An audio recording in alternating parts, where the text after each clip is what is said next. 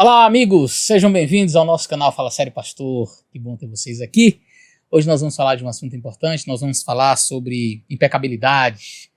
E eu gostaria que vocês ficassem com a gente até o final desse vídeo. E que se você tiver alguma dúvida teológica, encaminhe para nós, mande o seu vídeo para o meu Instagram que está aparecendo aí, a gente vai colocar você aqui no programa, tá bom? Então, até o final desse vídeo eu espero esclarecer esta dúvida para você.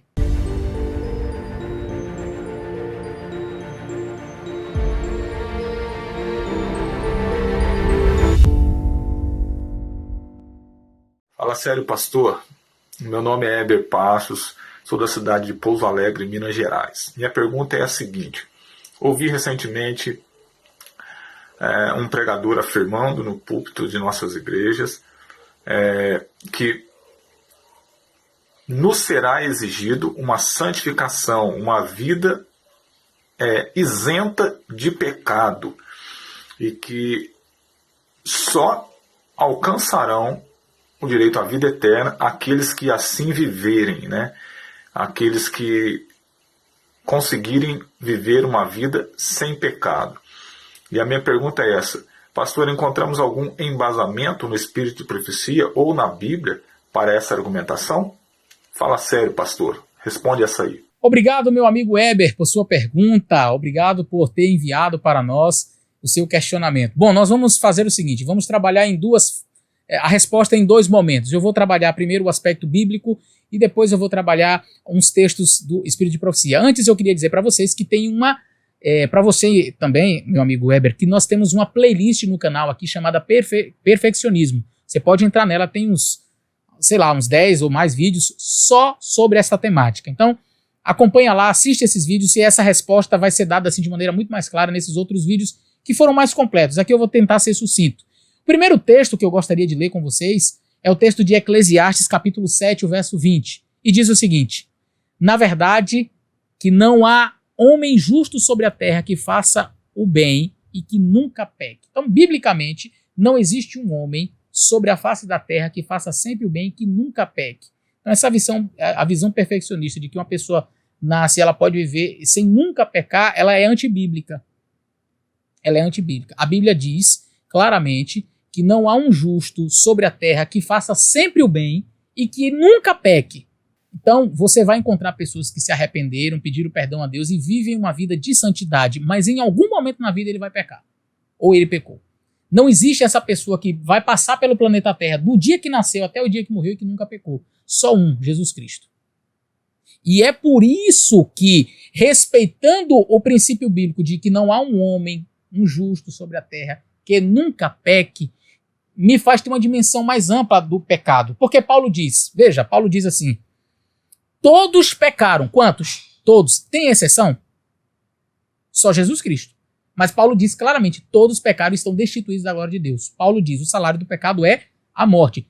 Todos pecaram. E aí, na visão perfeccionista, pecado é apenas ato. Você cometeu um ato pecaminoso, então agora você pecou.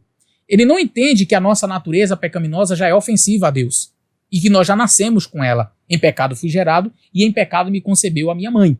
Então o perfeccionista ele não entende dessa forma. Logo fica o questionamento. Um bebezinho que ele acabou de nascer e na hora do parto ele morreu. Quantos pecados ele cometeu? Em atos. Ele não pensa, ele não reflete, ele não fala, mas ele é um pecador. Em que sentido? Da sua própria natureza. Ele já nasceu com a natureza pecaminosa. Ou do contrário, Paulo não foi verdadeiro em dizer que todos pecaram. Ou do contrário, Eclesiastes está errado, equivocado ao afirmar que não há um homem justo sobre a face da terra que faça o bem e que nunca peque. Aí alguns já dizem assim: pastor, isso aí é a teologia do pecado original, então a Igreja Católica está certa em batizar bebês. Bom, a pessoa demonstra ignorância absurda, porque batismo não basta ser pecador, né? Basta ser pecador e você é batizado? Não, primeiro, batismo é uma decisão pessoal. Que todos nós somos pecadores desde o nascimento, isso é um fato. Mas, então vamos agora batizar bebezinhos, a Igreja Católica está certa? Não, não está certa, porque biblicamente não se batiza só porque é pecador. O batismo exige arrependimento, a criança não se arrepende. Exige conversão, a criança não se converte. Exige decisão. Não é o pai que decide pelo bebê. Então por que eu não batizo o bebezinho? Não é porque ele não é pecador, ele é pecador. Eu não vou batizar o bebezinho por quê? porque ele não tomou uma decisão, porque ele não se arrependeu, ele não se converteu. Então, eu acho de uma ignorância absurda uma pessoa fazer um comentário desses. Mas sim, todos nós nascemos pecadores. E olha o que diz esse outro texto aqui. Se dissermos que não temos pecado, enganamo-nos a nós mesmos e não há verdade em nós. Em outras palavras, quem diz que não tem pecado é mentiroso. Ok? Se confessarmos os nossos pecados, ele é fiel e justo para nos perdoar os pecados e nos purificar de toda injustiça. Se dissermos que não pecamos, fazemo-lo mentiroso e a sua palavra não está em nós. Então, duas coisas. Quando você diz que não tem pecado, você faz de Cristo mentiroso e você mesmo é um mentiroso. Que interessante, não é? Dizer assim, olha, eu estou sem pecado. Eu estou sem pecado. Você é um mentiroso. Segundo, você faz de Cristo mentiroso e a palavra de Deus não está em você. Pessoa que diz isso. Pastor, como é que eu posso entender, então, textos como ninguém se assente na cadeira de Satanás dizendo que é impossível vencer o pecado? Aí é que está. Eu tenho muitos vídeos falando sobre isso, mas de maneira resumida, a vitória de Cristo passa a ser a nossa vitória. O caráter dele substitui o meu caráter. E nós somos tratados como se, é essa a expressão que ela usa, como se não tivéssemos cometido pecado. Vamos ler esses textos? Ela diz, se vos entregardes a ele e o aceitardes como vosso Salvador, sereis então, por pecaminosa que tenha sido vossa vida, considerados justos por sua causa. Veja que não é porque eu sou mesmo justo, mas por causa de Cristo. O caráter de Cristo substituirá o vosso caráter e sereis aceitos diante de Deus exatamente como se não houvesseis pecado. Pergunto, é porque realmente não temos pecado, porque somos bons? Não. É porque o caráter de Cristo substitui o nosso e nós somos aceitos como se não tivéssemos pecado. E como é que isso acontece? Veja esse outro texto. Ela diz assim, o Senhor imputa ao crente a justiça de Cristo. Então, quando você peca, você é um pecador e você pede perdão a Deus, e essa é a única maneira de você ser perfeito, tá? Presta atenção. Você é um pecador, você confessa o seu pecado diante de Deus. Aí o que acontece? O Senhor imputa ao crente a justiça de Cristo. Então a justiça não é sua, é uma justiça externa. Ah, pastor, mas a justiça de Cristo sobre um pecador é? E olha o que diz mais. E perante o universo o pronuncia justo. Deus diz, ele é justo. Não é porque você realmente, por suas obras, é justo. Mas a justiça de Cristo cobriu você. E agora não tem como você não ser justo. Porque quando Deus olha para você, ele vê a justiça de Cristo e não a sua.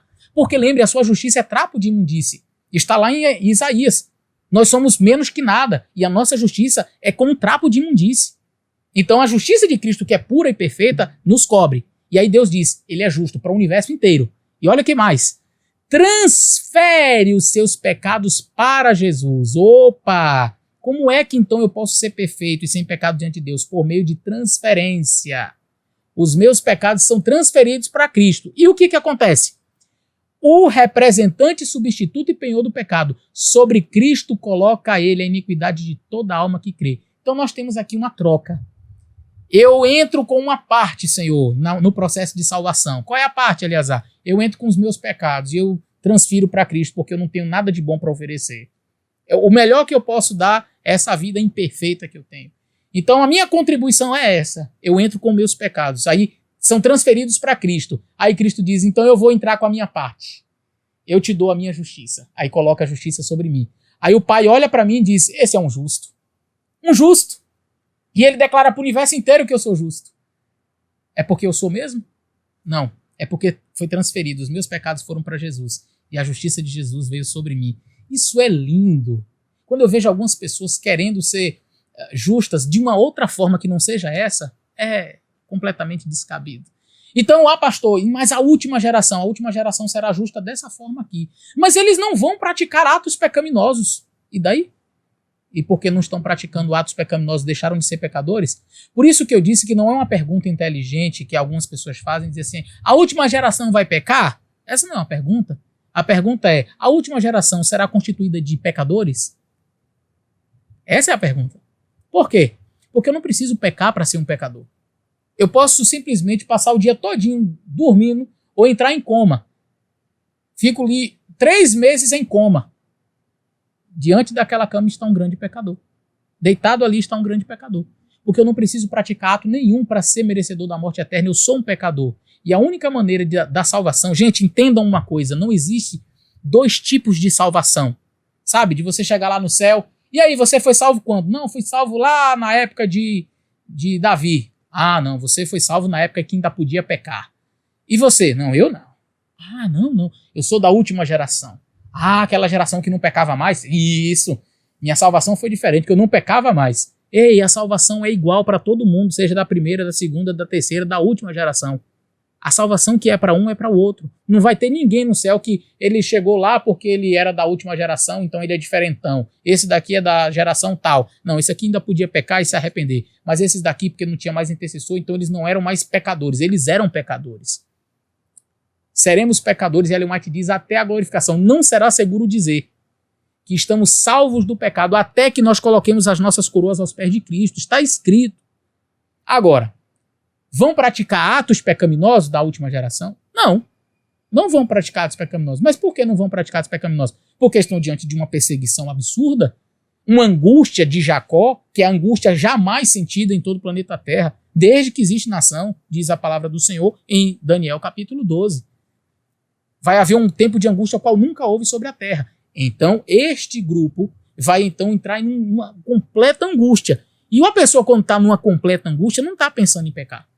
Você está lá afogando no mar, engolindo 2 litros d'água, você pensa em quê? Você pensa em adulterar numa hora dessa? Você está querendo sobreviver. A angústia mental é muito grande.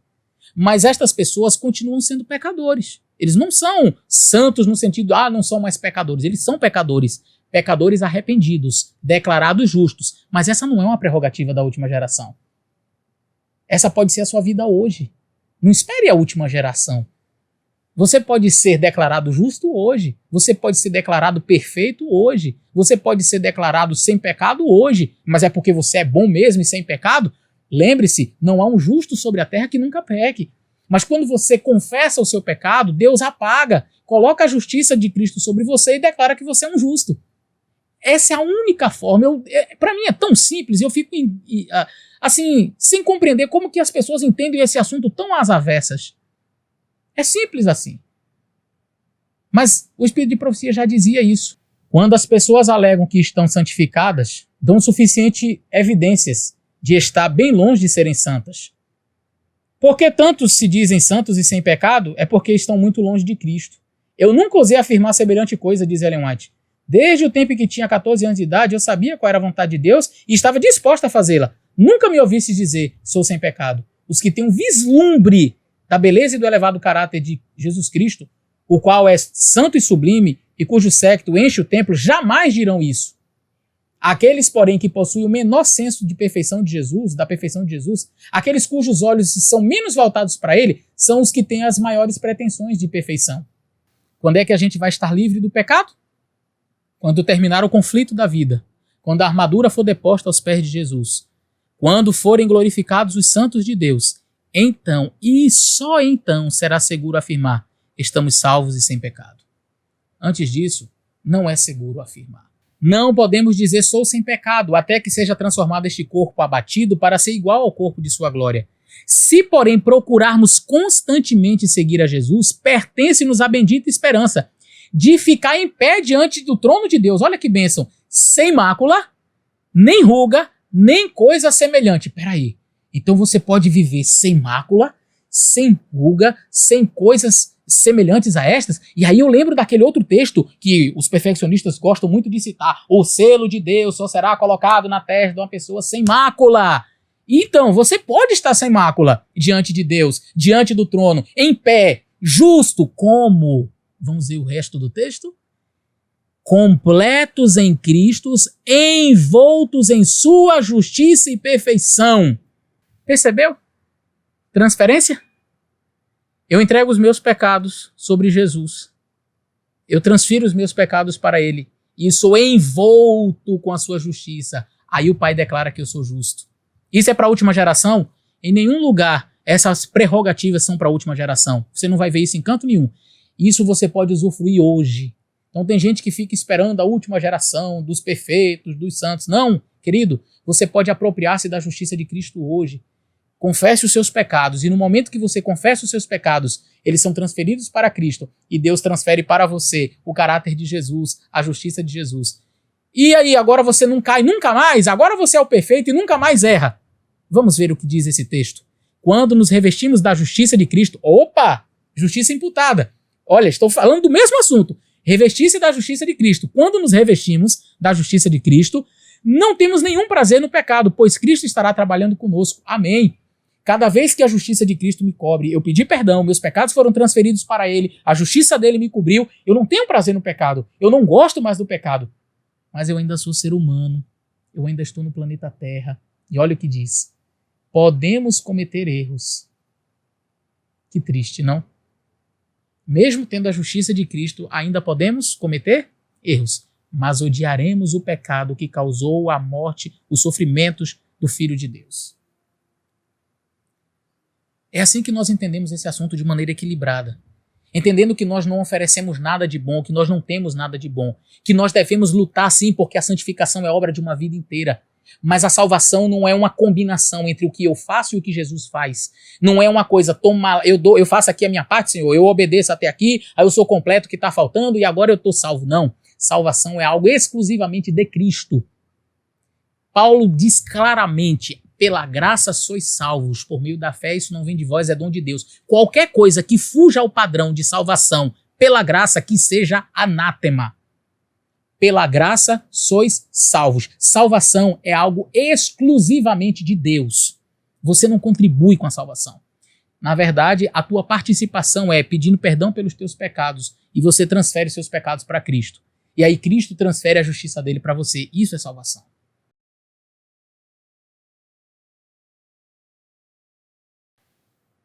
Eu acho que não é difícil entender.